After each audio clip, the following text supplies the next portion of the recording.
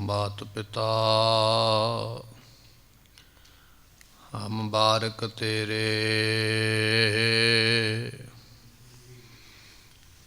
तुमरी कृपा में सूख कनेरे।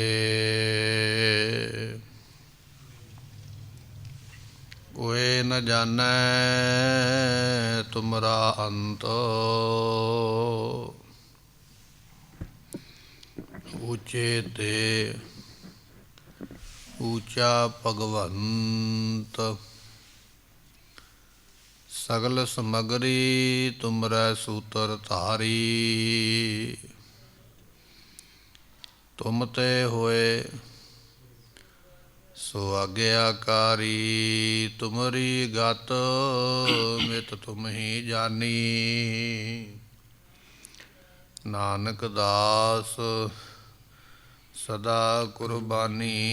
देन हार प्रभ छोड़ के लागे आन सुआए, नानक कहू न सिजई बिन नावै पत जाए।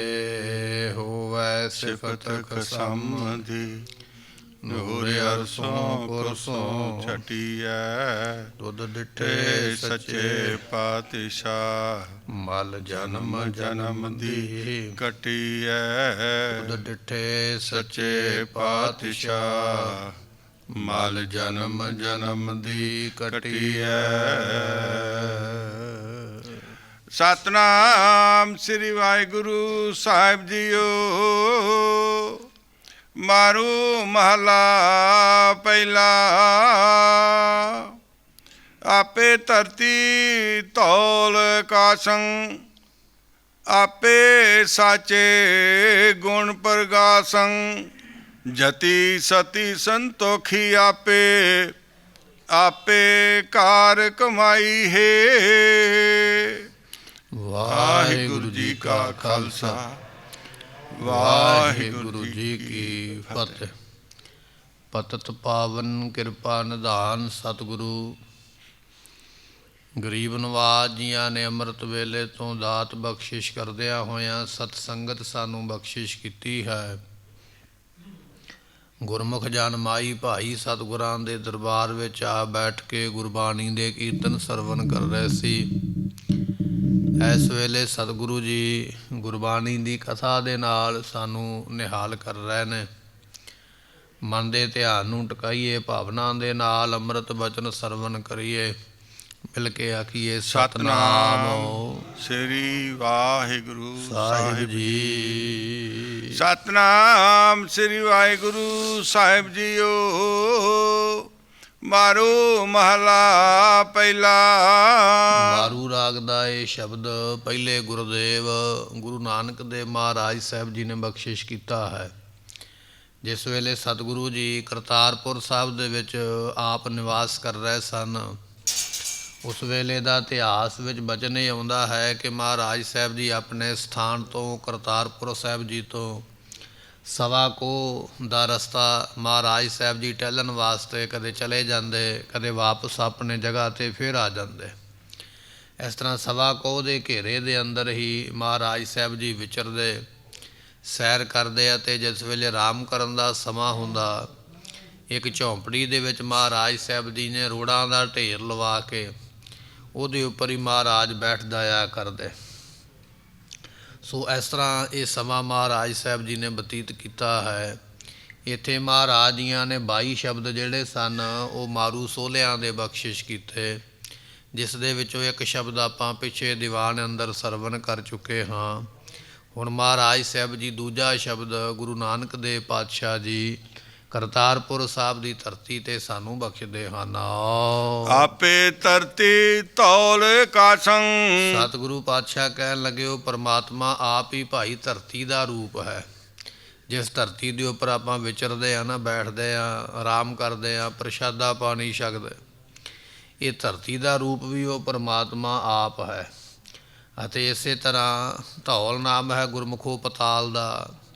ਜਿਹੜਾ ਪਤਾਲ ਹੈ ਉਹ ਪਤਾਲ ਦਾ ਰੂਪ ਵੀ ਪਰਮਾਤਮਾ ਆਪ ਹੀ ਹੈ। ਪਤਾਲ ਵਿੱਚ ਵੀ ਆਪ ਹੀ ਵਸਿਆ ਹੋਇਆ ਹੈ। ਤੇ ਤੀਜਾ ਬਚਨ ਮਹਾਰਾਜ ਨੇ ਕੀਤਾ ਆਕਾਸ਼, ਜਿਹੜਾ ਸਾਡੇ ਸਿਰ ਦੇ ਉੱਪਰ ਸ਼ੋਭਦਾ ਪਿਆ ਹੈ, ਇਹ ਆਕਾਸ਼ ਰੂਪ ਵੀ ਉਹ ਪ੍ਰਮਾਤਮਾ ਆਪ ਹੈ।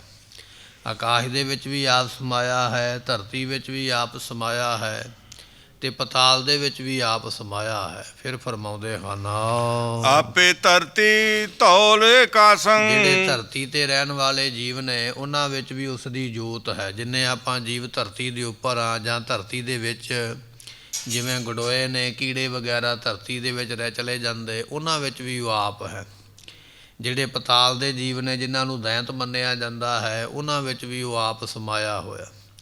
ਜਿਹੜੇ ਆਕਾਸ਼ ਦੇ ਵਿੱਚ ਉੱਡਣ ਵਾਲੇ ਪੰਛੀ ਨੇ, ਉਹਨਾਂ ਵਿੱਚ ਵੀ ਉਹ ਆਪ ਸਮਾਇਆ ਹੋਇਆ। ਜਾਂ ਕਹਿ ਲਈਏ ਜਿਹੜੇ ਆਕਾਸ਼ ਦੇ ਵਿੱਚ ਰਹਿਣ ਵਾਲੇ ਦੇਵਤੇ ਨੇ ਸਵਰਗਾਂ ਵਿੱਚ, ਉਹਨਾਂ ਵਿੱਚ ਵੀ ਆਪ ਹੀ ਸਮਾਇਆ ਹੋਇਆ ਹੈ। ਫਿਰ ਫਰਮਾਉਂਦੇ ਹਨ, ਆਪੇ ਧਰਤੀ ਧੌਲ ਕਾਸੰ। ਧੌਲ ਤੋਂ ਭਾਵ ਹੈ ਗੁਰਮੁਖੋ ਜਿਹੜਾ ਧੌਲਾ ਬਲਦ ਹੈ। ਇੱਕ ਵਾਰੀ ਸਿੱਧਾਂ ਦੇ ਨਾਲ ਮਹਾਰਾਜ ਸਾਹਿਬ ਜੀਆਂ ਦੀ ਚਰਚਾ ਹੋਈ, ਵਿਚਾਰ ਹੋਈ, ਤੇ ਉਸ ਵੇਲੇ ਸਿੱਧ ਕਹਿਣ ਲੱਗੇ, ਮਹਾਰਾਜ ਜਿਹੜੀ ਧਰਤੀ ਹੈ ਇੱਕ ਧੌਲੇ ਬਲਦ ਨੇ ਆਪਣੇ ਸਿੰਘ ਦੇ ਉੱਪਰ ਚੁੱਕੀ ਹੋਈ ਹੈ। ਮਹਾਰਾਜ ਸਾਹਿਬ ਜੀਆਂ ਦੇ ਨਾਲ ਜਿਹੜਾ ਇਹਨਾਂ ਨੇ ਬਚਨ ਕੀਤਾ ਸਿੱਧਾਂ ਨੇ, ਇਹ ਕਈਆਂ ਦੇ ਨਾਲ ਕੀਤਾ। ਜਦੋਂ ਇਹ ਸਿੱਧ ਕਹਿ ਦਿੰਦੇ ਨਾ ਵੀ ਧਰਤੀ ਧੌਲੇ ਬਲਦ ਨੇ ਚੁੱਕੀ ਹੈ, ਤੇ ਲੋਕ ਮੰਨ ਲੈਂਦੇ ਬਚਨ, ਅੱਗੋਂ ਕੋਈ ਸਵਾਲ ਹੀ ਨਾ ਕਰਦਾ। ਜਦੋਂ ਇਹੋ ਹੀ ਗੱਲ ਇਹਨਾਂ ਨੇ ਗੁਰੂ ਨਾਨਕ ਦੇਵ ਪਾਤਸ਼ਾਹ ਨੇ ਆਖੀ ਵੀ ਧਰਤੀ ਨੂੰ ਧੌਲੇ ਬਲਦ ਨੇ ਚੁੱਕਿਆ ਸਿੰਘ ਦੇ ਉੱਪਰ, ਤੇ ਮਹਾਰਾਜ ਨੇ ਅੱਗੋਂ ਸਵਾਲ ਕਰ ਦਿੱਤਾ। ਪਾਤਸ਼ਾਹ ਕਹਿਣ ਲੱਗੇ, ਭਾਈ ਫਿਰ ਇਹ ਜਵਾਬ ਦੇ ਦਿਓ ਵੀ ਉਹ ਜਿਹੜਾ ਬਲਦ ਹੈ ਉਹ ਕਿਹਦੇ ਆਸਰੇ ਖਲੋਤਾ ਹੈ। ਮੰਨ ਲਓ ਵੀ ਧਰਤੀ ਤੇ ਬਲਦ ਨੇ ਚੱਕ ਲਈ ਹੈ, ਪਰ ਬਲਦ ਥੱਲੇ ਵੀ ਤੇ ਕੁਝ ਨਾ ਕੁਝ ਹੋਵੇਗਾ ਨਾ, ਤਾਂ ਹੀ ਖਲੋਤਾ ਹੈ। ਕਾਹਦੇ ਤੇ ਖਲੋਤਾ? ਹੈਰਾਨ ਹੋ ਗਏ ਸਿੱਧ, ਇਹ ਕੌਣ ਐਸਾ ਪੁਰਸ਼ ਹੈ ਜਿਹਨੇ ਸਾਡੇ ਸਵਾਲ ਵਿੱਚੋਂ ਸਾਨੂੰ ਸਵਾਲ ਕਰ ਦਿੱਤਾ ਹੈ। ਫਿਰ ਆਪਣਾ ਬਚਾਅ ਕਰਨ ਵਾਸਤੇ ਕਹਿੰਦੇ, ਮਹਾਰਾਜ ਉਸ ਬਲਦ ਦੇ ਥੱਲੇ ਇੱਕ ਹੋਰ ਧਰਤੀ ਹੈ। ਪਾਤਸ਼ਾਹ ਕਹਿਣ ਲੱਗੇ, ਫਿਰ ਉਹ ਜਿਹੜੀ ਹੋਰ ਧਰਤੀ ਹੈ, ਫਿਰ ਉਹਦੇ ਥੱਲੇ ਕੀ ਹੈ? ਕਹਿੰਦੇ ਜੀ ਉਹਦੇ ਥੱਲੇ ਫਿਰ ਇੱਕ ਬਲਦ ਖਲੋਤਾ ਹੋਇਆ। ਮਹਾਰਾਜ ਕਹਿਣ ਲੱਗੇ, ਤੇ ਕਹਾਣੀ ਖਤਮ ਹੀ ਨਹੀਂ ਹੋਣੀ। ਤੁਸੀਂ ਆਖਣਾ ਬਲਦ ਹੈ, ਫਿਰ ਧਰਤੀ ਹੈ, ਫਿਰ ਬਲਦ ਹੈ, ਫਿਰ ਧਰਤੀ ਹੈ। ਇਹ ਤਾਂ ਲੰਮਾ ਚੱਲ ਪਿਆ ਨਾ ਵਿਚਾਰ। ਤੁਸੀਂ ਇਹ ਦੱਸੋ ਵੀ ਸਭ ਤੋਂ ਥੱਲੇ ਜਿਹੜਾ ਬਲਦ ਹੈ ਉਹਦੇ ਥੱਲੇ ਕੀ ਹੈ? ਕਹਿੰਦੇ ਜੀ ਉਹਦੇ ਥੱਲੇ ਧਰਤੀ ਹੈ। ਤੇ ਮਹਾਰਾਜ ਕਹਿੰਦੇ, ਧਰਤੀ ਫਿਰ ਕਿਹਦੇ ਆਸਰੇ ਖਲੋਤੀ ਹੈ? ਕਹਿੰਦੇ ਜੀ ਉਹ ਤੇ ਪਰਮਾਤਮਾ ਦੇ ਨਾਮ ਦੇ ਆਸਰੇ ਖਲੋਤੀ ਹੈ। ਤੇ ਪਾਤਸ਼ਾਹ ਕਹਿੰਦੇ, ਫਿਰ ਸਿੱਧਾ ਹੀ ਕੰਨ ਫੜ ਲਓ ਨਾ, ਫਿਰ ਇਹ ਧੌਲਾ ਬਲਦ ਪੈਦਾ ਕਿਉਂ ਕੀਤਾ? ਸਿੱਧਾ ਹੀ ਆਪਾਂ ਬਚਨ ਕਹਿ ਦਈਏ ਵੀ ਧਰਤੀ ਪਰਮਾਤਮਾ ਦੇ ਹੁਕਮ ਦੇ ਵਿੱਚ ਨਾਮ ਦੇ ਆਸਰੇ ਖਲੋਤੀ ਹੈ। ਸੋ ਮਹਾਰਾਜ ਗੁਰੂ ਨਾਨਕ ਦੇਵ ਪਾਤਸ਼ਾਹ ਬਚਨ ਕਰਦੇ, ਕਹਿਣ ਲੱਗੇ, ਭਾਈ ਜਿਹੜਾ ਸਿੱਧ ਕਹਿੰਦੇ ਸਨ ਵੀ ਧੌਲਾ ਬਲਦ ਧਰਤੀ ਚੁੱਕ ਕੇ ਖਲੋਤਾ, ਇਹ ਧੌਲਾ ਬਲਦ ਵੀ ਉਹ ਪਰਮਾਤਮਾ ਆਪ ਹੀ ਹੈ, ਤੇ ਧਰਤੀ ਨੂੰ ਆਸਰਾ ਵੀ ਆਪ ਹੀ ਦਿੰਦਾ ਪਿਆ ਹੈ। ਫਿਰ ਬਖਸ਼ਦੇ ਹਨ, ਆਪੇ ਧਰਤੀ ਧੌਲ ਕਾਸੰ। ਗੁਰਮੁਖੋ ਧਰਤੀ ਨਾਮ ਸਾਡੀ ਬੁੱਧੀ ਦਾ ਹੈ। ਇਹ ਸਾਡੀ ਜਿਹੜੀ ਬੁੱਧੀ ਹੈ ਨਾ, ਅਕਲ, ਇਹ ਵੀ ਉਸ ਪਰਮਾਤਮਾ ਦੇ ਹੁਕਮ ਦੇ ਵਿੱਚ ਹੀ ਹੈ। ਮਤ ਸਮਤ ਤੇਰੇ ਵਸ ਸੁਆਮੀ, ਗੁਰਬਾਣੀ ਦਾ ਬਚਨ ਹੈ ਵੀ ਇਹ ਜਿਹੜੀ ਮਤ ਹੈ ਨਾ ਤੇਰੇ ਵਸ ਦੇ ਵਿੱਚ ਹੈ। ਜਿਵੇਂ ਤੂੰ ਚਾਹਵੇਂ ਉਵੇਂ ਪਰਮਾਤਮਾ ਬੰਦੇ ਨੂੰ ਪ੍ਰੇਰ ਕੇ ਕਰਵਾ ਲੈਂਦਾ ਹੈ। ਇਹਦੇ ਵਸ ਦੀ ਗੱਲ ਕੋਈ ਨਹੀਂ ਰਹਿੰਦੀ ਹੈ। ਸੋ ਧਰਤੀ ਨਾਮ ਇੱਥੇ ਬੁੱਧੀ ਦਾ ਹੈ। ਗੁਰਮੁਖੋ ਕਹਿਣ ਲੱਗੇ, ਪਰਮਾਤਮਾ ਇਹ ਬੁੱਧੀ ਸਾਡੀ ਦੇ ਵਿੱਚ ਤੂੰ ਹੀ ਵਸਿਆ ਹੋਇਆ, ਤੇ ਇਸ ਬੁੱਧੀ ਨੂੰ ਪ੍ਰੇਰ ਕੇ ਆਪ ਜੋ ਮਰਜ਼ੀ ਕਰਾ ਸਕਦੇ। ਤਾਂ ਹੀ ਆਪਾਂ ਆਖਦੇ ਨਾ, ਸਿੱਖਾਂ ਦਾ ਮਨ ਨੀਵਾਂ ਮਤ ਉੱਚੀ। ਉੱਚੀ ਮਤ ਤਾਂ ਕਿਹਾ ਜਾਂਦਾ ਮਹਾਰਾਜ, ਇਹ ਮਤ ਨੂੰ ਉੱਚੀਆਂ ਕਰਨ ਵਾਲੇ ਵੀ ਆਪ ਹੀ, ਮਤ ਵਿੱਚ ਆਪ ਹੀ ਵਸੇ ਹੋਏ ਨਾ। ਆਪ ਹੀ ਸਿੱਖ ਨੂੰ ਪ੍ਰੇਰ ਕੇ ਅੰਮ੍ਰਿਤ ਵੇਲੇ ਉਠਾ ਲੈਂਦੇ ਹੋ। ਆਪ ਹੀ ਸਿੱਖ ਨੂੰ ਉਸ ਵੇਲੇ ਮਤ ਵਿੱਚ ਇਹ ਗਿਆਨ ਦੇ ਕੇ ਨਾਮ ਜਪਾ ਲੈਂਦੇ। ਸੋ ਇਹ ਧਰਤੀ ਦਾ ਇੱਕ ਅਰਥ ਕੀਤਾ ਵਿਦਵਾਨਾਂ ਨੇ, ਜਿਹੜੀ ਸਾਡੀ ਬੁੱਧੀ ਹੈ। ਕਹਿਣ ਲੱਗੇ, ਬੁੱਧੀ ਰੂਪ ਵੀ ਆਪ ਹੀ ਹੋ ਪਰਮਾਤਮਾ, ਜੋ ਚੰਗੇ ਪਾਸੇ ਸਾਨੂੰ ਲਾਇਆ ਹੋਇਆ। ਤੇ ਦੂਜਾ ਬਚਨ ਮਹਾਰਾਜ ਕਹਿੰਦੇ, ਧੌਲ, ਧੌਲ ਤੋਂ ਭਾਵ ਹੈ ਗੁਰਮੁਖੋ ਜਿਹਨੂੰ ਧਰਮ ਕਿਹਾ ਜਾਂਦਾ ਹੈ। ਧਰਮ ਰੂਪ ਵੀ ਉਹ ਪਰਮਾਤਮਾ ਆਪ ਹੈ। ਐਸੇ ਤਰ੍ਹਾਂ ਆਕਾਸ਼, ਆਕਾਸ਼ ਦੀ ਨਿਆਈ ਪਰਮਾਤਮਾ। ਜਿਵੇਂ ਆਕਾਸ਼ ਨਿਰਲੇਪ ਹੈ, ਆਕਾਸ਼ ਕਿਸੇ ਨਾਲ ਲਪਾਏਮਾਨ ਨਹੀਂ ਹੁੰਦਾ। ਤੁਸੀਂ ਜਿੰਨੀ ਮਰਜ਼ੀ ਉਡਾਰੀ ਮਾਰ ਲਓ ਆਕਾਸ਼ ਵੱਲ ਨੂੰ, ਜਾਂ ਅੱਜ ਸਾਇੰਸ ਦਾ ਯੁੱਗ ਹੈ, ਜਿੰਨੇ ਮਰਜ਼ੀ ਰਾਕਟ ਬਣ ਜਾਣ, ਚੰਦਰਮਾ 'ਤੇ ਜਾਣ ਵਾਲੇ, ਮੰਗਲ ਗ੍ਰਹਿ 'ਤੇ ਜਾਣ ਵਾਲੇ, ਪਰ ਆਕਾਸ਼ ਫਿਰ ਵੀ ਸਾਰਿਆਂ ਤੋਂ ਨਿਰਲੇਪ ਹੀ ਰਹਿੰਦਾ, ਕਿਸੇ ਦੀ ਪਕੜ ਵਿੱਚ ਨਹੀਂ ਆਉਂਦਾ ਹੈ। ਇਸ ਤਰ੍ਹਾਂ ਉਹ ਪਰਮਾਤਮਾ ਜਿਹੜਾ ਸਭ ਤੋਂ ਨਿਰਲੇਪ ਰਹਿੰਦਾ, ਕਿਸੇ ਦੀ ਪਕੜ ਵਿੱਚ ਨਹੀਂ ਹੈ। ਜੇ ਕੋਈ ਚਾਹਵੇ ਨਾ ਪਰਮਾਤਮਾ ਨੂੰ ਫੜ ਲਵਾਂ, ਫੜ ਨਹੀਂ ਸਕਦਾ ਹੈ। ਇਸ ਤਰ੍ਹਾਂ ਉਹ ਨਿਰਲੇਪ ਹੈ। ਜਿਵੇਂ ਗੁਰੂ ਨਾਨਕ ਦੇਵ ਪਾਤਸ਼ਾਹ ਨੂੰ ਸਾਧੂ ਨੇ ਸਵਾਲ ਕੀਤਾ ਸੀ ਨਾ, ਤੁਹਾਨੂੰ ਨਾਨਕ ਨਿਰੰਕਾਰ ਕਿਉਂ ਕਿਹਾ ਜਾਂਦਾ ਹੈ? ਨਿਰੰਕਾਰ ਦਾ ਤੇ ਸਰੂਪ ਨਹੀਂ ਹੈ, ਤੁਹਾਡਾ ਸਰੂਪ ਦਿਸਦਾ ਪਿਆ। ਤੇ ਪਾਤਸ਼ਾਹ ਜੀ ਨੇ ਕੁਝ ਸਮਾਂ ਗੱਲਾਂ ਬਾਤਾਂ ਵਿੱਚ ਲਾ ਕੇ ਤੇ ਫਿਰ ਆਖਿਆ, ਕਹਿਣ ਲੱਗੇ ਉਹ ਸਾਡਾ ਕਮਰ ਕੱਸਾ ਲਿਆ ਕੇ ਨਾ ਸਾਡੇ ਲੱਕ ਨੂੰ ਕਰ ਦੇ। ਆਪ ਦੋਵਾਂ ਹੱਥਾਂ ਵਿੱਚ ਮਹਾਰਾਜ ਜੀਆਂ ਨੇ ਕੁਝ ਨਾ ਕੁਝ ਸਮਾਨ ਪਕੜ ਲਿਆ। ਤੇ ਜਦੋਂ ਸਾਧੂ ਕਮਰ ਕੱਸਾ ਲਿਆ ਕੇ ਕਰਨ ਲੱਗਾ ਤੇ ਉਹ ਜਿਹੜਾ ਲੱਕ ਸੀ ਹੱਥ ਵਿੱਚ ਹੀ ਨਾ ਆਵੇ, ਪਤਾ ਹੀ ਨਾ ਲੱਗੇ। ਹੈਰਾਨ ਹੋ ਗਿਆ, ਮਹਾਰਾਜ ਇਹ ਕੀ ਹੈ? ਪਾਤਸ਼ਾਹ ਕਹਿਣ ਲੱਗੇ, ਤੂੰ ਆਪ ਹੀ ਤੇ ਆਖਿਆ ਸੀ ਵੀ ਸਾਨੂੰ ਨਾਨਕ ਨਿਰੰਕਾਰ ਕਿਉਂ ਕਹਿੰਦੇ ਨੇ। ਇਹ ਤੈਨੂੰ ਵਿਖਾਇਆ ਹੈ ਵੀ ਨਿਰੰਕਾਰ ਕਦੇ ਹੱਥ ਵਿੱਚ ਨਹੀਂ ਆਉਂਦਾ ਹੈ। ਇਹ ਤੇ ਕੇਵਲ ਸਿੱਖਾਂ ਦੇ ਭਲੇ ਵਾਸਤੇ ਅਸੀਂ ਸਰੀਰ ਧਾਰਿਆ ਹੈ, ਵਿਖਾਇਆ ਹੈ। ਵੈਸੇ ਸਾਡਾ ਵਾਸਤਵ ਕੋਈ ਸਰੂਪ ਨਹੀਂ ਹੈ। ਆਪ ਨਰਾਇਣ ਕਲਾ ਧਾਰ ਜਗ ਮੈਂ ਪਰਵਰਿਓ। ਗੁਰੂ ਨਾਨਕ ਦੇਵ ਪਾਤਸ਼ਾਹ ਦਾ ਪ੍ਰਕਾਸ਼ ਪੁਰਬ ਵੀ ਆਪਾਂ ਨੂੰ ਪ੍ਰਾਪਤ ਹੋ ਰਿਹਾ ਹੈ। ਸੋ ਮਹਾਰਾਜ ਕਹਿੰਦੇ ਇਸ ਤਰ੍ਹਾਂ ਉਹ ਆਕਾਸ਼ ਦੀ ਨਿਆਈ ਨਿਰਲੇਪ ਰਹਿੰਦਾ ਹੈ, ਕਿਸੇ ਦੀ ਪਕੜ ਵਿੱਚ ਨਹੀਂ ਆਉਂਦਾ ਹੈ। ਐਸਾ ਉਸ ਦਾ ਸਰੂਪ ਹੈ। ਆਪੇ ਸਾਚੇ ਗੁਣ ਪ੍ਰਗਾਸੰ। ਉਹ ਆਪ ਹੀ ਸੱਚਾ ਜਿਹੜਾ ਹੈ ਗੁਣਾਂ ਦਾ ਪ੍ਰਕਾਸ਼ ਕਰਦਾ। ਗੁਣ ਕਿਹੜੇ ਨੇ? ਰਜੋ ਗੁਣ ਹੈ, ਤਮੋ ਗੁਣ ਹੈ, ਸਤੋ ਗੁਣ ਹੈ। ਇਹਨਾਂ ਗੁਣਾਂ ਦਾ ਪ੍ਰਕਾਸ਼ ਕਰਨ ਵਾਲਾ, ਇਹਨਾਂ ਗੁਣਾਂ ਨੂੰ ਸਾਨੂੰ ਦਿੰਦਾ ਹੈ। ਕਿਸੇ ਨੂੰ ਰਜੋ ਗੁਣ ਦਿੱਤਾ, ਕਿਸੇ ਨੂੰ ਸਤੋ ਗੁਣ ਦਿੱਤਾ, ਕਿਸੇ ਨੂੰ ਤਮੋ ਗੁਣ ਦਿੱਤਾ ਹੋਇਆ। ਇਹਨਾਂ ਗੁਣਾਂ ਨੂੰ ਵੀ ਆਪ ਹੀ ਪ੍ਰਕਾਸ਼ ਕਰਨ ਵਾਲਾ ਹੈ।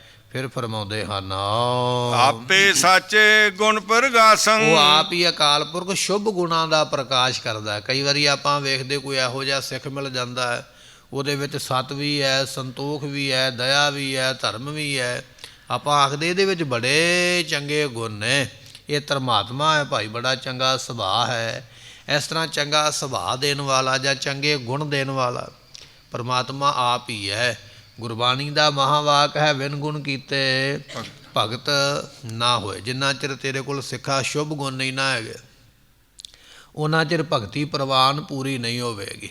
ਜਿਵੇਂ ਇੱਕ ਕਿਸਾਨ ਨੇ ਗੁਰਮੁਖੋ ਖੇਤ ਨੂੰ ਪਾਣੀ ਲਾਇਆ ਨਾ, ਤੇ ਉਹਨੂੰ ਪਾਣੀ ਲਾਉਣ ਵਾਸਤੇ ਖੇਤ ਦੀਆਂ ਵੱਟਾਂ ਉੱਚੀਆਂ ਕਰਨੀਆਂ ਪੈਣਗੀਆਂ। 4 ਚੁਫੇਰਿਓਂ ਪਾਣੀ ਬੰਨ੍ਹਣਾ ਪਵੇਗਾ ਤਾਂ ਖੇਤ ਸਿੰਚਿਆ ਜਾ ਸਕਦਾ ਹੈ।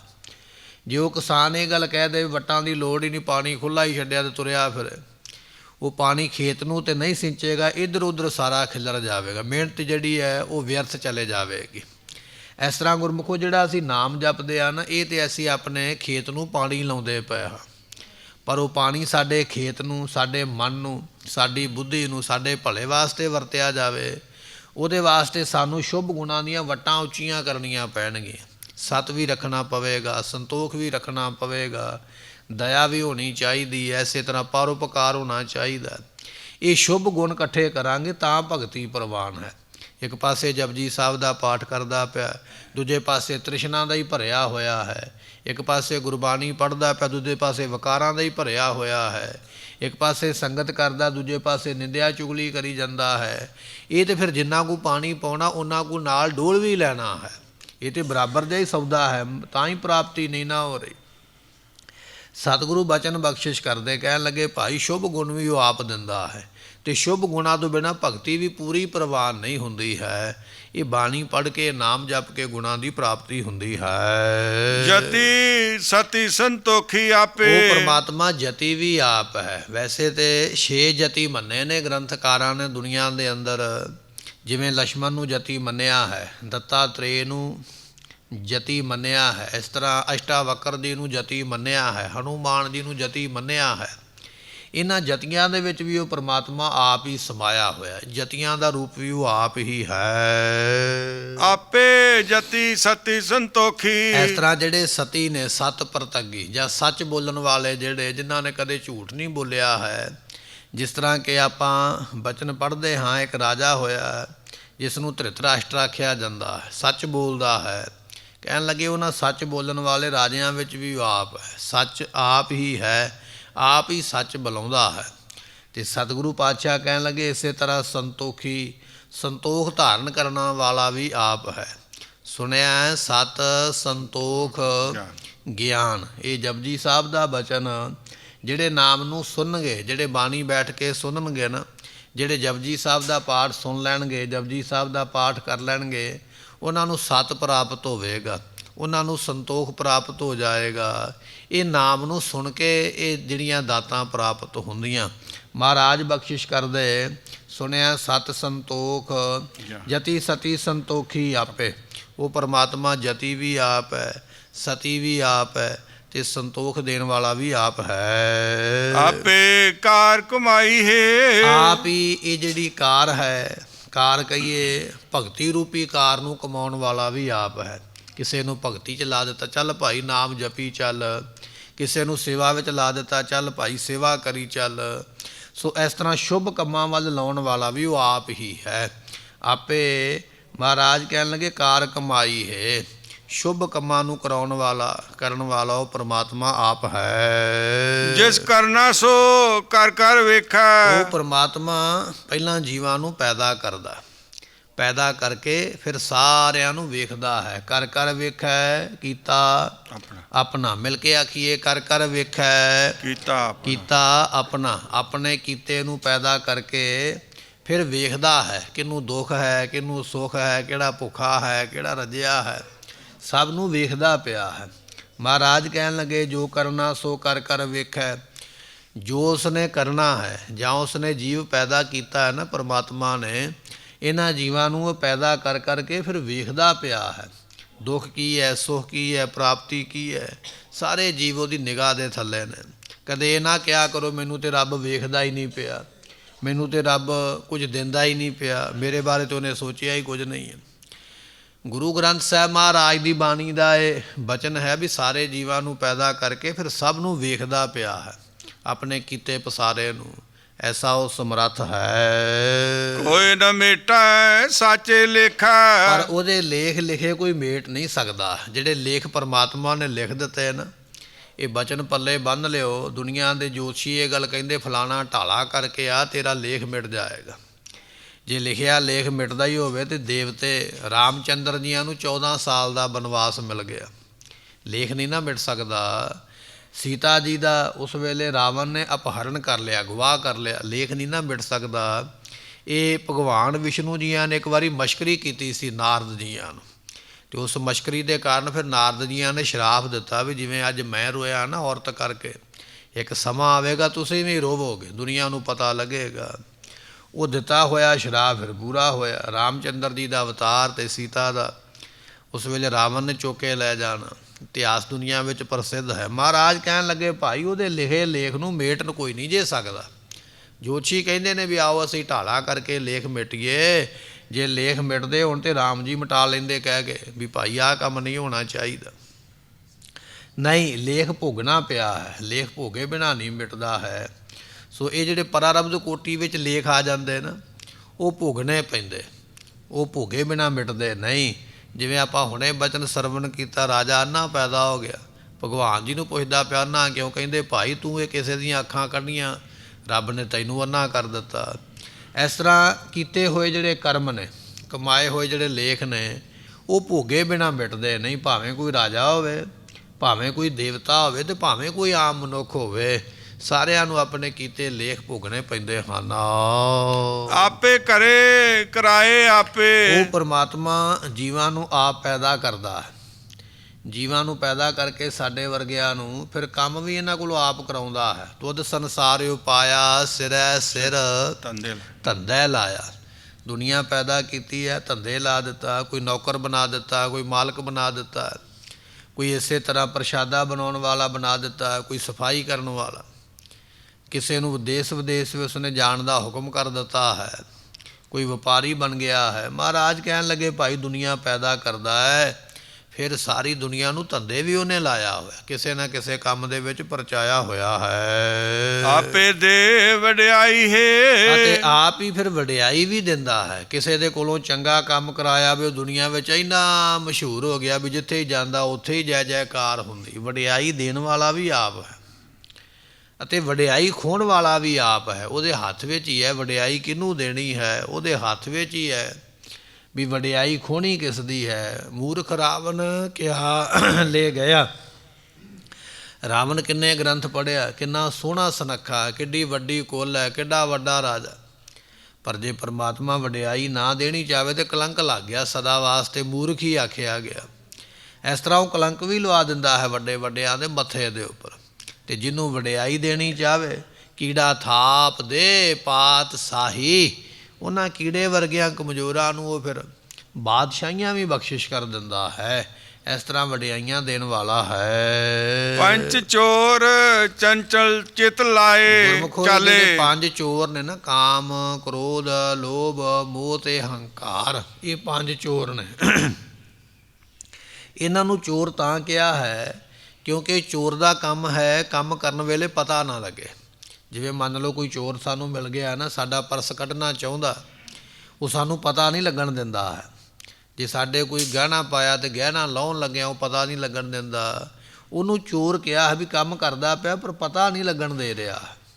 ਐਸੇ ਤਰ੍ਹਾਂ ਇਹ ਜਿਹੜੇ ਵਿਕਾਰ ਨੇ ਨਾ, ਕਾਮ, ਕ੍ਰੋਧ, ਲੋਭ, ਮੋਹ, ਹੰਕਾਰ, ਇਹ ਲੁੱਟਦੇ ਪਏ ਸਾਡੇ ਸਮੇਂ ਨੂੰ, ਸਾਡੀ ਉਮਰਾਂ ਨੂੰ, ਸਾਡੇ ਸ਼ੁਭ ਗੁਣਾਂ ਨੂੰ, ਪਰ ਸਾਨੂੰ ਪਤਾ ਵੀ ਨਹੀਂ ਲੱਗਣ ਦੇ ਰਿਹਾ।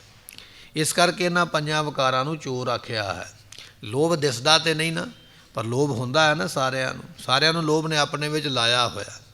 ਮੋਹ ਦਿਸਦਾ ਨਹੀਂ ਹੈ, ਪਰ ਮੋਹ ਨੇ ਸਾਰਿਆਂ ਨੂੰ ਆਪਣੇ ਵਿੱਚ ਲਾਇਆ ਹੋਇਆ ਹੈ। ਕਿਸੇ ਨੂੰ ਪਰਿਵਾਰ ਦਾ ਮੋਹ ਹੈ, ਕਿਸੇ ਨੂੰ ਕੰਮਕਾਰ ਦਾ ਮੋਹ ਹੈ, ਕਿਸੇ ਨੂੰ ਰਿਸ਼ਤੇਦਾਰੀਆਂ ਦਾ। ਸੋ ਇਸ ਤਰ੍ਹਾਂ ਇਹਨਾਂ ਪੰਜਾਂ ਵਿਕਾਰਾਂ ਨੂੰ ਚੋਰ ਤਾਂ ਕਿਹਾ ਹੈ ਵੀ ਇਹ ਕੰਮ ਵੀ ਕਰੀ ਜਾ ਰਹੇ ਨੇ ਔਰ ਪਤਾ ਵੀ ਨਹੀਂ ਲੱਗਣ ਦੇ ਰਿਹਾ।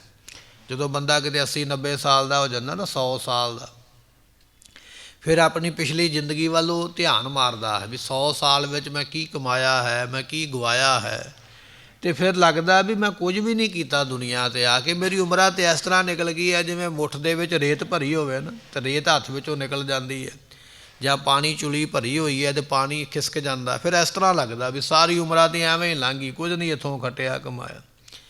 ਉਸ ਦੀ ਸਾਰੀ 100 ਸਾਲ ਦੀ ਉਮਰ ਹੈ, ਇਹ ਪੰਜ ਵਿਕਾਰ ਹੀ ਖਾ ਗਿਆ, ਪਤਾ ਹੀ ਨਹੀਂ ਲੱਗਣ ਦਿੱਤਾ। ਮਹਾਰਾਜ ਕਹਿਣ ਲੱਗੇ ਜਿਹੜੇ ਪੰਜ ਚੋਰ ਨੇ ਨਾ ਭਾਈ, ਇਹ ਬੜੇ ਭਿਅੰਕਰ ਨੇ। ਚੰਚਲ ਚੀਤ, ਮਨ ਨੂੰ ਹਰ ਵੇਲੇ ਚੰਚਲ ਹੀ ਕਰਕੇ ਰੱਖਦੇ, ਮਨ ਨੂੰ ਟਿਕਣ ਹੀ ਨਹੀਂ ਦਿੰਦੇ। ਨਿਤਨੇਮ ਕਰੀਏ ਤਾਂ ਮਨ ਭੱਜ ਜਾਂਦਾ ਹੈ, ਕਥਾ ਵਿੱਚ ਬੈਠ ਜਾਈਏ ਤਾਂ ਮਨ ਦੌੜ ਜਾਂਦਾ ਹੈ, ਕਿਤੇ ਹੋਰ ਚਲੇ ਜਾਈਏ ਤੇ ਉੱਥੋਂ ਮਨ ਭੱਜ ਜਾਂਦਾ ਹੈ। ਇਹ ਪੰਜ ਵਿਕਾਰ ਮਨ ਨੂੰ ਹਰ ਵੇਲੇ ਚੰਚਲ ਕਰਕੇ ਰੱਖਦੇ, ਟਿਕਣ ਨਹੀਂ ਦਿੰਦੇ, ਤੇ ਚਾਲੇ ਹਰ ਵੇਲੇ ਇਸ ਮਨ ਨੂੰ ਚਲਾ ਕੇ ਰੱਖਦੇ ਹਨ। ਪਰ ਕਰ ਜੋ ਹੈ ਘਰ ਨਹੀਂ ਭਾਲਾ। ਇਹ ਪੰਜਾਂ ਵਿਕਾਰਾਂ ਕਰਕੇ ਬੰਦਾ ਪਰਾਏ ਘਰਾਂ ਵੱਲ ਹੀ ਵੇਖਦਾ ਰਹਿੰਦਾ ਹੈ। ਚਾਹੀਦਾ ਤੇ ਇਹ ਸੀ ਵੀ ਆਪਣੇ ਅੰਦਰ ਵੇਖਦਾ ਵੀ ਮੇਰੇ ਅੰਦਰ ਕੀ ਹੈ, ਅੰਦਰੋਂ ਪਰਮਾਤਮਾ ਨੂੰ ਪ੍ਰਾਪਤ ਕਰਦਾ, ਪਰ ਅੰਦਰੋਂ ਦੇ ਪ੍ਰਾਪਤ ਕੀਤਾ ਨਹੀਂ। ਦੂਜਿਆਂ ਦੇ ਘਰ ਵੇਖਦਾ, ਫਲਾਣੇ ਘਰੇ ਕਿਹੜੀ ਗੱਡੀ ਆਈ ਹੈ, ਫਲਾਣੇ ਘਰੇ ਕਿਹੜਾ ਅਫਸਰ ਆ ਗਿਆ, ਫਲਾਣੇ ਘਰੇ ਕਿਹੜਾ ਰਿਸ਼ਤੇਦਾਰ ਆ ਗਿਆ, ਦੂਜਿਆਂ ਦੇ ਘਰ ਦੀ ਪੂਰੀ ਖਬਰ ਲੈਂਦਾ ਹੈ। ਮਹਾਰਾਜ ਕਹਿੰਦੇ ਕਿਉਂ ਲੈਂਦਾ? ਕਹਿੰਦੇ ਭਾਈ ਇਹ ਪੰਜ ਵਿਕਾਰ ਹੀ ਇਹਨੂੰ ਪ੍ਰੇਰਦੇ ਪਏ ਵੀ ਦੂਜਿਆਂ ਦੇ ਘਰ ਵੱਲ ਨਿਗਾਹ ਰੱਖ, ਆਪਣੇ ਵੱਲ ਨਾ ਵੇਖੀ ਤੂੰ, ਜਾਂ ਆਪਣੇ ਅੰਦਰ ਨਾ ਵੇਖੀ ਵੀ ਰੱਬ ਕਿਵੇਂ ਪਾਉਣਾ ਹੈ। ਪਾਤਸ਼ਾਹ ਕਹਿਣ ਲੱਗੇ ਪਰ ਘਰ ਜੋ ਹੈ, ਪਰਾਏ ਘਰਾਂ ਨੂੰ ਵੇਖਦਾ ਹੈ, ਕਿਹਦੇ ਘਰ ਵਿੱਚ ਰੋਟੀ ਕਿਵੇਂ ਦੀ ਪੱਕਦੀ ਹੈ, ਕਿਹੜਾ ਕਿਵੇਂ ਦੀ ਕਮਾਈ ਕਰਦਾ ਹੈ, ਕਿਹਨਾਂ ਦੀ ਆਮਦਨ ਕਿੰਨੀ ਹੈ, ਇਹ ਪਿਛਲੇ ਸਾਲ ਇਹਨਾਂ ਕੋਲ ਕਿੰਨਾ ਧਨ ਸੀ, ਇਸ ਸਾਲ ਕਿੰਨਾ ਧਨ ਹੈ। ਲੋਭ ਦੇ ਵਸ ਵਿੱਚ ਹੋ ਕੇ ਦੂਜਿਆਂ ਦੇ ਘਰਾਂ ਦੇ ਉੱਪਰ ਹੀ ਕੈਮਰਾ ਲਾ ਕੇ ਬੈਠਾ ਰਹਿੰਦਾ ਹਰ ਵੇਲੇ। ਮਹਾਰਾਜ ਫਿਰ ਫਰਮਾਉਂਦੇ ਹਨ ਪਰ ਕਰ ਜੋ ਹੈ ਘਰ ਨਹੀਂ ਭਾਲਾ। ਜਾਂ ਆਪਾਂ ਇਸ ਤਰ੍ਹਾਂ ਕਹਿ ਲਈਏ ਵਿਕਾਰਾਂ ਦਾ ਭਰਿਆ ਹੋਇਆ, ਕਾਮ ਦਾ ਭਰਿਆ ਹੋਇਆ, ਦੂਜਿਆਂ ਦੇ ਘਰਾਂ ਵਾਲੀ ਮਾੜੀ ਨਿਗਾਹ ਦੇ ਨਾਲ, ਮਾੜੇ ਵਿਚਾਰਾਂ ਦੇ ਨਾਲ ਵੇਖਦਾ ਹੀ ਰਹਿੰਦਾ ਹਰ ਵੇਲੇ ਮੈਲੀ ਅੱਖ ਦੇ ਨਾਲ। ਐਸਾ ਇਹ ਵਿਕਾਰਾਂ ਦਾ ਭਰਿਆ ਹੈ। ਵਿਕਾਰ ਹੋਣ ਕਰਕੇ ਦੂਜਿਆਂ ਦੇ ਘਰ ਵੱਲ ਹਰ ਵੇਲੇ ਨਿਗਾਹ ਰੱਖਣੀ, ਗਲੀ ਵਿੱਚੋਂ ਲੰਘ ਜਾਣਾ, ਵਾਰ-ਵਾਰ ਦਰਵਾਜ਼ੇ ਤੱਕਦੇ ਰਹਿਣਾ, ਮਾੜੀ ਵਾਸ਼ਨਾ ਹੈ। ਮਾੜੇ ਖਿਆਲਾਂ ਕਰਕੇ ਸਾਰੀ ਉਮਰਾਂ ਇਸ ਤਰ੍ਹਾਂ ਕੱਢ ਲੈਂਦਾ ਹੈ। ਲੋਕ ਆਖਦੇ ਬੁੱਢਾ ਹੋ ਗਿਆ, ਬਜ਼ੁਰਗ ਹੋ ਗਿਆ, ਵੇਖੋ ਇਹਦੇ ਕੰਮ ਕਿਸ ਤਰ੍ਹਾਂ ਦੇ ਨੇ। ਐਸੀ ਇਸ ਦੀ ਹਾਲਤ ਤੇ ਵਿਕਾਰ ਬਣਾ ਦਿੰਦੇ ਹਨ। ਪਰ ਕਰ ਜੋ ਹੈ ਘਰ ਨਹੀਂ ਭਾਲਾ। ਰੂਪ ਰੂਪੀ ਘਰ ਨੂੰ ਨਹੀਂ ਪਾਲਦਾ ਹੈ। ਇਹ ਨਹੀਂ ਕਦੇ ਸੋਚਿਆ ਵੀ ਮੈਂ ਇੰਨੇ ਸਾਲਾਂ ਦਾ ਹੋ ਗਿਆ, ਚਲੋ ਰੱਬ ਨੂੰ ਹੀ ਮਿਲ ਲਈਏ, ਰੱਬ ਦਾ ਹੀ ਘਰ ਲੱਭ ਲਈਏ। ਨਹੀਂ, ਪਰਮਾਤਮਾ ਦੇ ਘਰ ਨੂੰ ਤੇ ਆਉਣਾ ਨਹੀਂ ਚਾਹੁੰਦਾ ਹੈ। ਬਜ਼ੁਰਗ ਹੋ ਗਿਆ ਤਾਂ ਵੀ ਨਹੀਂ ਆਉਣਾ ਚਾਹੁੰਦਾ, ਕਹਿੰਦਾ ਵੀ ਨਹੀਂ ਸਮਾਂ ਨਹੀਂ। ਸੱਥ ਵਿੱਚ ਬੈਠ ਕੇ ਤਾਸ਼ ਖੇਡਣੀ ਹੋਵੇ ਫਿਰ ਸਾਰਾ ਮਹੱਲਾ ਹੀ ਇਕੱਠਾ ਹੋ ਜਾਂਦਾ ਵੀ ਆਹ ਕੰਮ ਸੌਖਾ ਹੈ।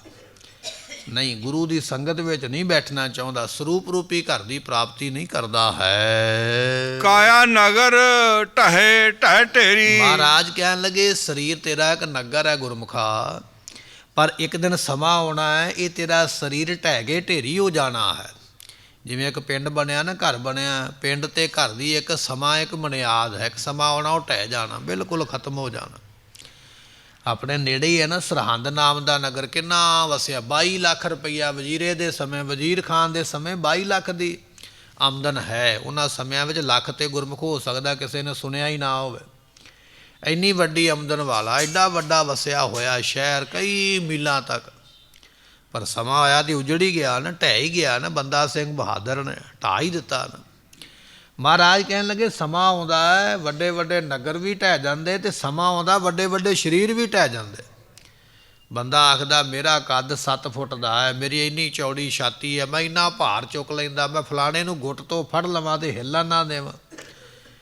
ਇੱਕ ਸਮਾਂ ਐਸਾ ਆਉਂਦਾ ਪਾਣੀ ਦਾ ਗਲਾਸ ਨਹੀਂ ਚੁੱਕਿਆ ਜਾਂਦਾ। ਮਹਾਰਾਜ ਕਹਿਣ ਲੱਗੇ ਇੰਨੀ ਨਿੱਕੀ ਜੰਗੀ ਹੈ, ਥਲ ਡੂੰਗਰ ਭਵਿਓਮ ਆਜ ਫਰੀਦੈ ਕੂੰਜੜਾ ਸੈ ਕੋਹਾਂ ਥੀਓ। ਕਦੇ ਤੇ ਆਖਦਾ ਸੀ ਵੀ ਕੁਆਂਟਲ ਦੀ ਬੋਰੀ ਜਿਹੜੀ ਘੁਮਾ ਕੇ ਮੋਢੇ 'ਤੇ ਇਕੱਲਾ ਹੀ ਰੱਖ ਲੈਂਦਾ। ਅੱਜ ਆਖਿਆ ਵੀ ਉਹ ਕਮਰੇ ਦੀ ਨੁੱਕਰ ਵਿੱਚ ਗਲਾਸ ਪਾਣੀ ਦਾ ਪਿਆ, ਕਹਿਣ ਲੱਗਾ ਨਹੀਂ ਬੱਲਿਆ ਜਾਇਆ ਨਹੀਂ ਜਾਂਦਾ, ਲਿਆ ਇੱਥੇ ਹੀ ਫੜਾ ਦੇ। ਪੋਤਰੇ ਨੇ ਪਾਣੀ ਫੜਾਇਆ, ਕਹਿਣ ਲੱਗਾ ਨਹੀਂ ਹੱਥ ਕੰਬਦੇ ਪਏ, ਉਹਨੂੰ ਮੂੰਹ ਨੂੰ ਹੀ ਗਲਾਸ ਲਾ ਦੇ। ਪਾਤਸ਼ਾਹ ਕਹਿੰਦੇ ਇਸ ਤਰ੍ਹਾਂ ਹੈ ਭਾਈ, ਇਹ ਜੋ ਪ੍ਰਮਾਤਮਾ ਕਰਦਾ ਹੈ ਨਾ, ਸੋ ਇਹ ਕਾਇਆ ਜਿਹੜਾ ਸਰੀਰ ਹੈ ਇਹ ਢਹਿ ਜਾਂਦਾ ਇੱਕ ਦਿਨ ਨੂੰ, ਢਹਿ ਕੇ ਫਿਰ ਡਿੱਗ ਹੀ ਪੈਂਦਾ। ਡਿੱਗ ਕਿਵੇਂ ਪੈਂਦਾ? ਸਦਾ ਦੀ ਨੀਂਦ ਸੌਂ ਜਾਂਦਾ, ਮਾਰੀ ਜਾਂਦਾ, ਆਪਣੇ ਆਪ ਹਿੱਲ ਨਹੀਂ ਸਕਦਾ। ਵੱਡੇ ਵੱਡੇ ਪਹਿਲਵਾਨ, ਕੁਸ਼ਤੀਆਂ ਜਿੱਤਣ ਵਾਲੇ ਕਹਿੰਦੇ ਵੀ ਅਸੀਂ ਪੂਰੀ ਦੁਨੀਆ ਜਿੱਤ ਲਈਏ, ਪਰ ਇੱਕ ਸਮਾਂ ਆਉਂਦਾ ਜਦੋਂ ਆਪਣੇ ਆਪ ਹੀ ਧਰਤੀ 'ਤੇ ਢਹਿ ਜਾਂਦੇ, ਡਿੱਗ ਜਾਂਦੇ, ਐਸੀ ਹਾਲਤ ਬਣਦੀ ਹੈ। ਬਿਨ ਸ਼ਬਦੈ ਪਤ ਜਾਈ ਹੈ। ਮਹਾਰਾਜ ਕਹਿਣ ਲੱਗੇ ਢਹਿ ਢੇਰੀ, ਇੱਕ ਦਿਨ ਸਮਾਂ ਹੋਵੇਗਾ ਬੰਦਿਆ ਤੇਰਾ ਵੱਡਾ ਸਾਰਾ ਸਰੀਰ ਪਹਿਲਾਂ ਤੇ ਢਹਿ ਜਾਏਗਾ, ਡਿੱਗ ਪਵੇਗਾ, ਲੱਕੜਾਂ ਦੀ ਅੱਗ ਵਿੱਚ ਸੜ ਕੇ ਫਿਰ ਢੇਰੀ ਬਣ ਜਾਏਗਾ। ਨਿੱਕੀ ਜੀ ਢੇਰੀ, ਛੋਟੀ ਜੀ ਗੁਸਲੀ ਵਿੱਚ ਪਾ ਕੇ ਫੁੱਲ ਕਹਿੰਦੇ ਹੁਣ ਗੰਗਾ 'ਤੇ ਚੱਲੇ ਆ ਪਾਉਣ ਵਾਸਤੇ। ਬੰਦਾ ਸੀ 7 ਫੁੱਟ ਦਾ, ਭਾਰ ਸੀ 2-2.5 ਕੁਆਂਟਲ। ਆਖਦਾ ਸੀ ਮੈਂ ਤੁਰਦਾ ਤੇ ਧਰਤੀ ਹਿੱਲਦੀ ਹੈ, ਅਤੇ ਮੈਂ ਇੰਨਾ ਬਲ ਵਾਲਾ ਹਾਂ ਵੀ ਮੈਂ ਇਹ ਕੰਮ ਕਰ ਸਕਦਾ, ਮੇਰੇ ਬਿਨਾਂ ਕਰ ਕੋਈ ਨਹੀਂ ਸਕਦਾ ਹੈ। ਪਰ ਮਹਾਰਾਜ ਕਹਿੰਦੇ ਸਮਾਂ ਆਉਂਦਾ ਨਾ, ਅਤੇ ਫਿਰ ਸਮੇਂ ਦੇ ਮੁਤਾਬਕ ਇਹ ਨਿੱਕੀ ਜੀ ਢੇਰੀ ਬਣ ਜਾਂਦਾ। ਨਿੱਕੇ ਜਿਹੇ ਝੋਲੇ ਦੇ ਵਿੱਚ ਫੁੱਲ ਪੈ ਜਾਂਦੇ, ਇਸ ਤਰ੍ਹਾਂ ਦੀ ਢੇਰੀ ਬਣ ਗਿਆ ਹੈ। ਸੋ ਐਸੀ ਇਸ ਦੀ ਹਾਲਤ ਹੋ ਜਾਂਦੀ ਹੈ। ਇੱਕ ਦਾਰਾ ਨਾਮ ਦਾ ਪਹਿਲਵਾਨ ਹੋਇਆ ਨਾ, ਉਸ ਨੂੰ ਫਿਰੋਜ਼ਪੁਰ ਦੀ ਜੇਲ੍ਹ ਵਿੱਚ ਰੱਖਿਆ ਗਿਆ ਕਿਸੇ ਕਾਰਨ ਕਰਕੇ। ਜਦੋਂ ਛੱਡਿਆ ਗਿਆ ਨਾ ਤਾਂ ਉਹਨਾਂ ਨੇ ਆਖਿਆ ਵੀ ਤੂੰ ਐਡਾ ਵੱਡਾ ਪਹਿਲਵਾਨ, ਕੋਈ ਨਿਸ਼ਾਨੀ ਦੇ ਕੇ ਜਾ। ਤਾਂ ਕਹਿੰਦੇ ਉਹਨੇ ਵੱਡਾ ਸਾਰਾ ਪੱਥਰ ਚੁੱਕ ਕੇ ਵਗਾ ਕੇ ਮਾਰਿਆ ਅਤੇ ਬੜੀ ਉੱਚੀ ਥਾਂ 'ਤੇ ਜਾ ਕੇ ਉਹ ਡਿੱਗਿਆ। ਕਹਿਣ ਲੱਗਾ ਇਹ ਮੇਰੀ ਨਿਸ਼ਾਨੀ ਰਹੇਗੀ, ਜਦੋਂ ਕੋਈ ਆਇਆ ਕਰੇਗਾ ਨਾ ਲੋਕ ਯਾਦ ਕਰਿਆ ਕਰਨਗੇ ਵੀ ਇਹ ਫਲਾਣੇ ਪਹਿਲਵਾਨ ਨੇ ਪੱਥਰ ਚੁੱਕ ਕੇ ਉੱਤੇ ਟੈਂਕੀ ਦੇ ਕੇ ਉੱਚਾ ਸੁੱਟਿਆ ਹੈ। ਜਿਨ੍ਹਾਂ ਦੀ ਇੱਕ ਬਾਂਹ ਦੇ ਨਾਲ ਪੱਥਰ ਉੱਡ ਜਾਇਆ ਕਰਦੇ, ਕਿਤੇ ਆਕਾਸ਼ ਨੂੰ ਜਾ ਲੱਗਦੇ, ਨਿਸ਼ਾਨੀਆਂ ਪਈਆਂ ਹੋਈਆਂ, ਉਹ ਪੱਥਰ ਸੁੱਟਣ ਵਾਲੇ ਅੱਜ ਕੋਈ ਨਹੀਂ ਦੁਨੀਆ 'ਤੇ ਇੱਥੇ ਆਉਂਦੇ ਪਏ, ਮਰ ਖੱਪ ਕੇ ਚਲੇ ਗਏ। ਮਹਾਰਾਜ ਕਹਿੰਦੇ ਸਰੀਰ ਭਾਵੇਂ ਕਿੱਡਾ ਵੀ ਤਗੜਾ ਹੈ, ਕਿੱਡਾ ਵੀ ਬਲ ਵਾਲਾ ਕਿਉਂ ਨਾ ਹੋਵੇ, ਇੱਕ ਦਿਨ ਢੇਰੀ ਹੋ ਜਾਣਾ, ਅਤੇ ਢੇਰੀ ਵੀ ਨਿੱਕੀ ਜੀ ਝੋਲੇ ਵਿੱਚ ਪੈਣ ਵਾਲੀ। ਫਿਰ ਉਹਦੇ ਵਾਸਤੇ ਵੀ ਪੋਤਰੇ ਕਹਿੰਦੇ ਵੀ ਇਹਦੇ ਵਾਸਤੇ ਵੱਖਰੀ ਟਿਕਟ ਬੁੱਕ ਕਰਾਈਏ, ਬਾਪੂ ਕਿਤੇ ਬਿਨਾਂ ਟਿਕਟ ਤੋਂ ਕਿਤੇ ਚੋਕੇ ਨਾਲ ਜਾਣਾ ਪਵੇ।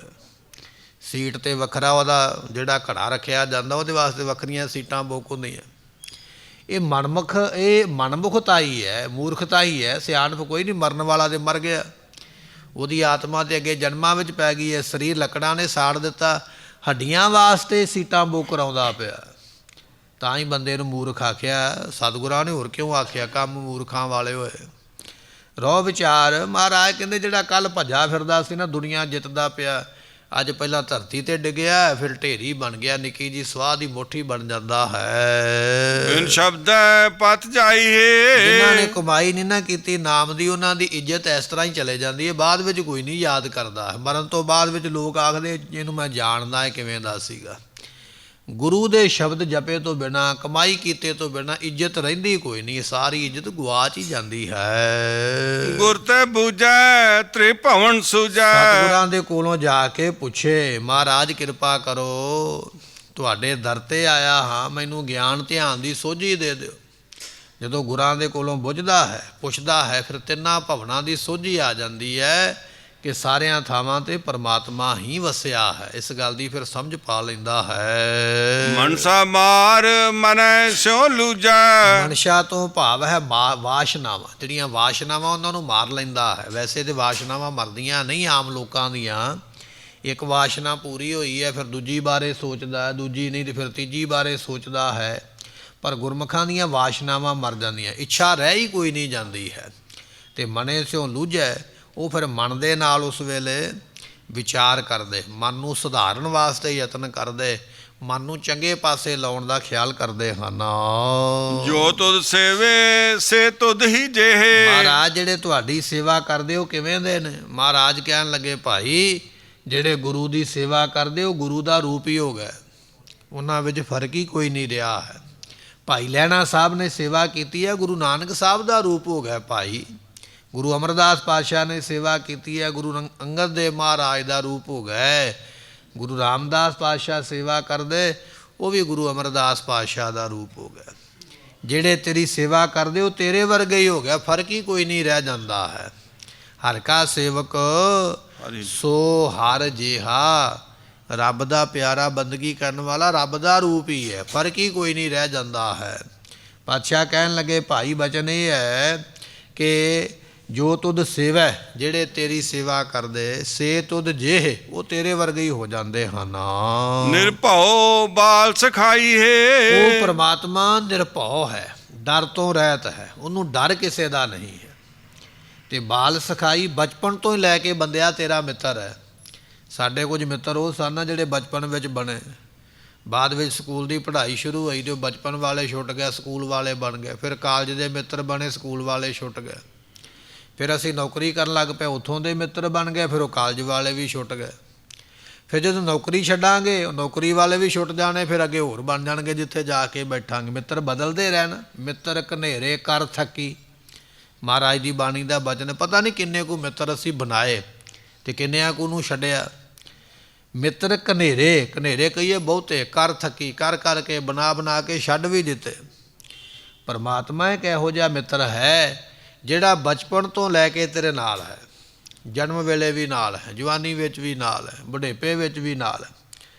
ਐਸਾ ਮਿੱਤਰ ਹੈ, ਐਸਾ ਉਹ ਸੱਜਣ ਹੈ। ਸੱਜਣ ਸੱਚਾ ਪਾਤ ਸਾਹੋ ਸਿਰ ਸਾਹਾਂ ਦਾ, ਜਿਸ ਪਾਸ ਬੈਠਿਆ ਸੋ ਹੀ ਹੈ ਸਭਨਾਂ ਦਾ ਸਾਹ। ਪਰਮਾਤਮਾ ਇਹੋ ਜਿਹਾ ਸੱਜਣ ਹੈ, ਇੱਥੇ ਬੈਠੋਗੇ ਸ਼ੋਭਾ ਬਣੇਗੀ। ਜੇ ਕਿਸੇ ਨੂੰ ਬਾਹਰ ਜਾ ਕੇ ਦੱਸੋਗੇ ਨਾ ਮੈਂ ਸੰਗਤ ਕਰਕੇ ਆਇਆ, ਤਾਂ ਸਗੋਂ ਮਾਣ ਮਿਲਦਾ, ਵਡਿਆਈ ਮਿਲਦੀ ਹੈ। ਅਗਲਾ ਕਹਿੰਦਾ ਭਾਈ ਧੰਨ ਭਾਗ ਤੇਰੇ, ਤੂੰ ਸੰਗਤ ਵਿੱਚੋਂ ਆਇਆ ਹੈ, ਮਾਣ ਹੀ ਮਿਲਿਆ ਨਾ।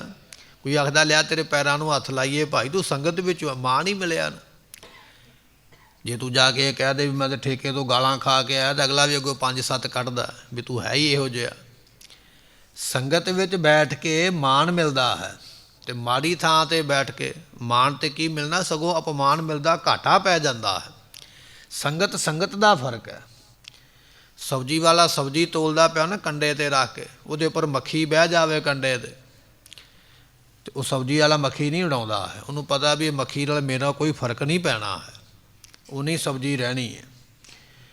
ਮੱਖੀ ਨੇ ਸੰਗਤ ਕੀਤੀ ਹੈ ਸਬਜ਼ੀ ਦੇ ਕੰਡੇ ਦੀ, ਫਰਕ ਹੀ ਕੋਈ ਨਹੀਂ ਪਿਆ ਹੈ। ਪਰ ਜੇ ਉਹੀ ਮੱਖੀ ਕਿਤੇ ਜਾ ਕੇ ਸੁਨਿਆਰੇ ਦੇ ਕੰਡੇ 'ਤੇ ਬਹਿ ਜਾ ਸੋਨਾ ਤੋਲਣ ਵੇਲੇ, ਤਾਂ ਪਹਿਲਾਂ ਝੱਲ ਮਾਰ ਕੇ ਮੱਖੀ ਉਡਾਉਂਦਾ, ਉਹਨੂੰ ਪਤਾ ਵੀ ਇਹ 5-7 ਹਜ਼ਾਰ 'ਚ ਪੈਣੀ ਹੈ। ਭਾਵੇਂ ਉਹਦਾ ਭਾਰ ਬਿਲਕੁਲ ਥੋੜ੍ਹਾ ਹੈ, ਪਰ ਸੋਨੇ ਦਾ ਮੁੱਲ ਮਹਿੰਗਾ ਹੈ ਨਾ। ਮਹਿੰਗੇ ਮੁੱਲ 'ਤੇ ਬੈਠਿਆ, ਉਹਦੀ ਕੀਮਤ ਪੈਂਦੀ ਹੈ। ਅਤੇ ਮਹਿੰਗੇ ਮੁੱਲ ਵਾਲਾ ਕੌਣ ਹੈ? ਮਹਿੰਗੇ ਮੁੱਲ ਵਾਲਾ ਹੈ ਪਰਮਾਤਮਾ। ਮਹਿੰਗੇ ਮੁੱਲ ਵਾਲੀ ਹੈ ਸੰਗਤ, ਜਿਸ ਪਾਸ ਬੈਠਿਆ ਸੋ ਹੀ। ਇੱਥੇ ਬੈਠ ਕੇ ਫਿਰ ਸ਼ੋਭਾ ਬਣਦੀ ਹੈ, ਇੱਥੇ ਬੈਠ ਕੇ ਮੁੱਲ ਪੈਂਦਾ ਹੈ, ਕੀਮਤ ਪੈਂਦੀ ਹੈ। ਇਹ ਤਾਂ ਸੰਗਤ ਨੂੰ ਵੱਡਾ ਅਤੇ ਚੰਗਾ ਆਖਿਆ ਹੈ। ਮਹਾਰਾਜ ਕਹਿਣ ਲੱਗੇ ਬਚਨ ਇਹ ਹੈ, ਉਹ ਪਰਮਾਤਮਾ ਜਿਹੜਾ ਹੈ ਨਿਰਭਉ ਹੈ। ਬਾਲ ਸਖਾਈ, ਬਾਲ ਕਹੀਏ ਬਚਪਨ ਤੋਂ ਹੀ ਤੇਰਾ ਸਖਾਈ ਮਿੱਤਰ ਹੈ, ਬਚਪਨ ਤੋਂ ਹੀ ਤੇਰੇ ਨਾਲ ਹੈ। ਪਰਮਾਤਮਾ ਤੇਰੇ ਤੋਂ ਦੂਰ ਨਹੀਂ ਹੋਇਆ, ਤੇਰੇ ਤੋਂ ਵੱਖ ਨਹੀਂ ਹੋਇਆ, ਪਰ ਬੰਦਾ ਉਹਦੇ ਤੋਂ ਵੱਖ ਹੋ ਗਿਆ ਹੈ। ਅਸੀਂ ਬਚਪਨ ਤੋਂ ਹੀ ਉਹਦੇ ਨਾਲ ਦੂਰ ਹੋ ਗਏ, ਪਰ ਉਹ ਤੇ ਹਰ ਵੇਲੇ ਸਾਡਾ ਮਿੱਤਰ ਬਣ ਕੇ ਸਾਡੀ ਸਹਾਇਤਾ ਕਰਦਾ ਹੈ। ਆਪੇ ਸੁਰਗ ਮਚ ਪਿਆਲਾ, ਉਹ ਸਵਰਗ ਦੇ ਵਿੱਚ ਵੀ ਆ ਬੈਠਾ ਹੈ, ਅਤੇ ਮੱਛ ਕਹੀਏ ਜਿਹੜਾ ਥੱਲੇ ਲੋਕ ਹੈ, ਉਸ ਲੋਕ ਦੇ ਵਿੱਚ ਵੀ ਬੈਠਾ ਹੈ, ਅਤੇ ਪਿਆਲਾ ਪਤਾਲ ਦੇ ਵਿੱਚ ਬੈਠਾ ਹੈ, ਸਵਰਗਾਂ ਵਿੱਚ ਵੀ ਬੈਠਾ।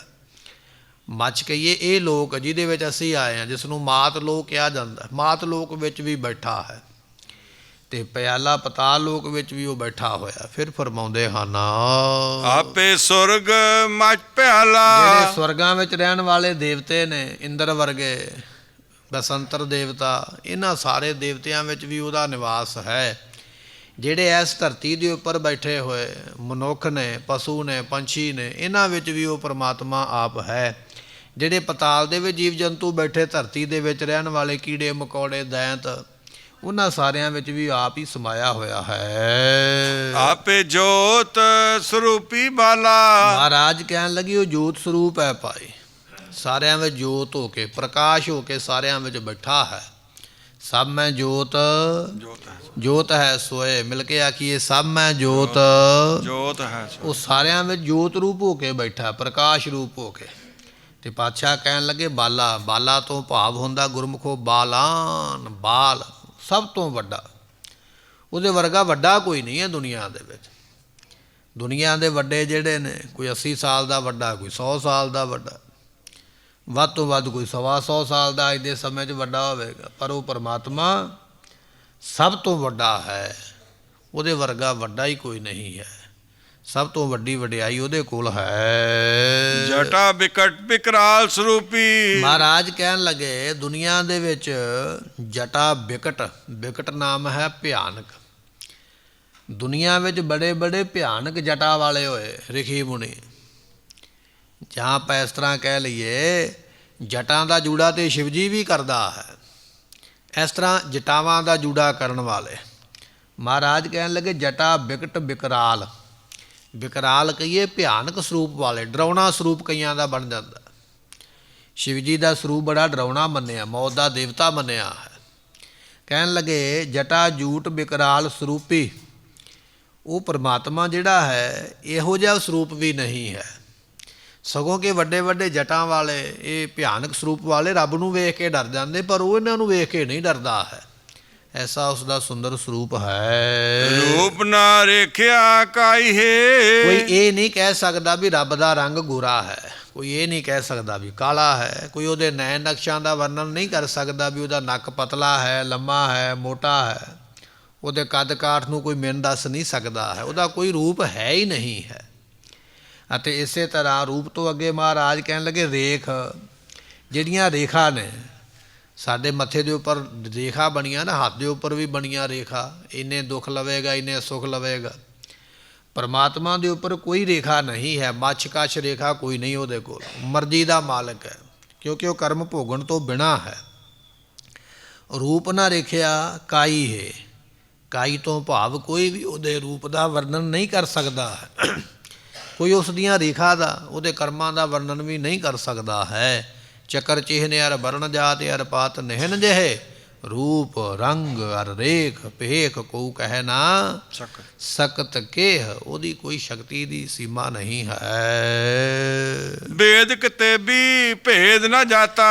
ਜਿਹਦੇ ਵੇਦ ਪੜ੍ਹਨ ਵਾਲੇ ਨੇ ਵੱਡੇ ਵੱਡੇ ਪੰਡਤ, ਉਹਨਾਂ ਨੇ ਵੀ ਰੱਬ ਦੇ ਭੇਦ ਨੂੰ ਨਹੀਂ ਜਾਣਿਆ ਹੈ। ਜਿਹੜੇ ਮੁਸਲਮਾਨਾਂ ਦੀਆਂ ਕਿਤਾਬਾਂ ਪੜ੍ਹਨ ਵਾਲੇ ਨੇ, ਧਾਰਮਿਕ ਗ੍ਰੰਥ, ਮੁੱਲਾ ਕਾਜੀ, ਕਹਿਣ ਲੱਗੇ ਉਹਨਾਂ ਨੇ ਵੀ ਤੇਰਾ ਭੇਦ ਨਹੀਂ ਜਾਣਿਆ ਹੈ। ਫਿਰ ਫਰਮਾਉਂਦੇ ਹਨ ਵੇਦ ਕਿਤੇ ਵੀ ਭੇਦ ਨਾ ਜਾਤਾ। ਜਿਹੜੇ 4 ਵੇਦ ਨੇ, ਰਿਗ ਵੇਦ, ਸਰਬਨ ਵੇਦ, ਸ਼ਾਮ ਵੇਦ, ਇਹਨਾਂ 4 ਵੇਦਾਂ ਨੇ ਵੀ ਤੇਰੇ ਭੇਦ ਨੂੰ ਨਹੀਂ ਜਾਣਿਆ ਹੈ। ਮੁਸਲਮਾਨਾਂ ਦੀਆਂ ਜਿਹੜੀਆਂ ਕਿਤਾਬਾਂ ਨੇ, ਕੁਰਾਨ ਹੈ, ਤੌਰੀਤ ਹੈ, ਅੰਜੀਲ ਹੈ ਵਗੈਰਾ ਜੋ ਵੀ ਹੈ, ਇਹਨਾਂ ਵੀ ਧਾਰਮਿਕ ਗ੍ਰੰਥਾਂ ਨੇ ਪਰਮਾਤਮਾ ਤੇਰੇ ਭੇਦ ਨੂੰ ਜਾਣਿਆ ਨਹੀਂ ਹੈ। ਨਾ ਤਿਸ ਮਾਤ ਪਿਤਾ ਸੁਤ ਭਰਾਤਾ। ਨਾ ਹੀ ਪਰਮਾਤਮਾ ਦਾ ਕੋਈ ਮਾਤਾ ਹੈ, ਕੋਈ ਇਹ ਨਹੀਂ ਕਹਿ ਸਕਦਾ ਵੀ ਫਲਾਣੀ ਮਾਂ ਹੈ, ਉਸ ਦੀ ਫਲਾਣਾ ਪਿਤਾ ਹੈ, ਆਹ ਪਰਮਾਤਮਾ ਦਾ ਪੁੱਤਰ ਹੈ, ਆਹ ਉਹਦਾ ਭਰਾ ਹੈ।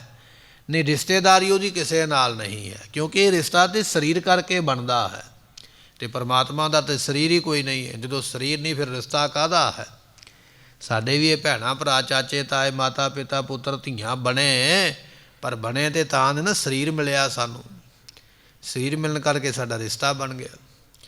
ਪਰ ਪਰਮਾਤਮਾ ਦਾ ਸਰੀਰ ਕੋਈ ਨਹੀਂ ਹੈ, ਇਸ ਕਰਕੇ ਉਹਦਾ ਰਿਸ਼ਤਾ ਵੀ ਕਿਸੇ ਨਾਲ ਕੋਈ ਨਹੀਂ ਹੈ।